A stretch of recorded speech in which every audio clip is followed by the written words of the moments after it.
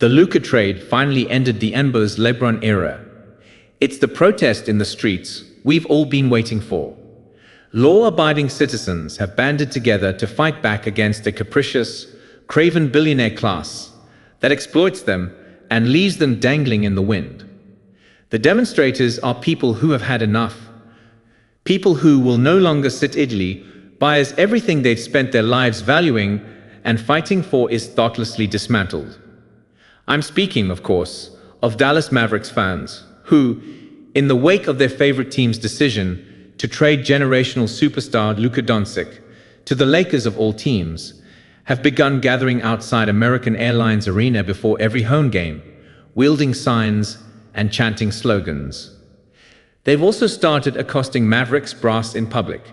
I will confess that this is not exactly the cause I might deem most worthy of mass protest at the moment. But it's at least encouraging to know that there are Americans still capable of some sort of collective action. Baby steps.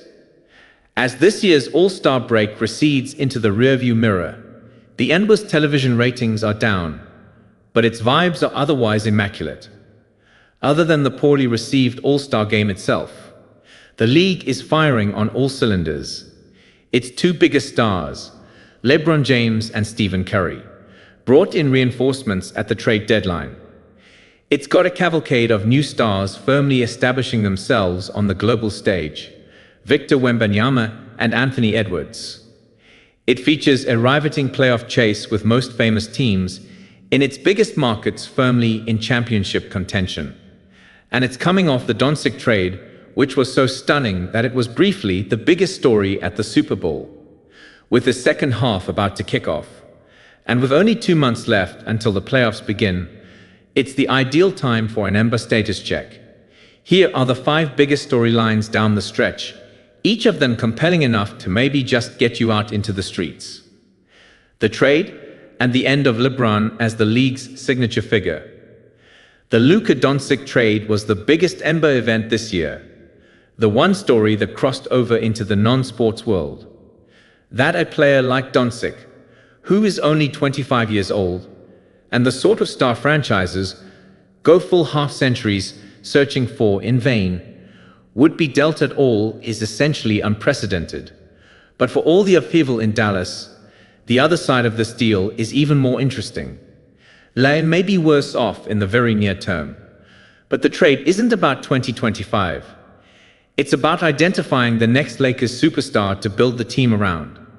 Implicit in that statement, and the trade itself, that superstar isn't LeBron James. This is completely logical, of course, considering LeBron is 40 years old. But he's still LeBron, and still one of the league's best players. That LeBron was reportedly not consulted on the trade is indicative of his waning power in the face of the ravages of time. And if anything, he's about to be a supporting player on a team for the first time in his entire life. This is about to be Luka's team, not his. The NBA has been wondering when the LeBron era would end and what would happen when it did.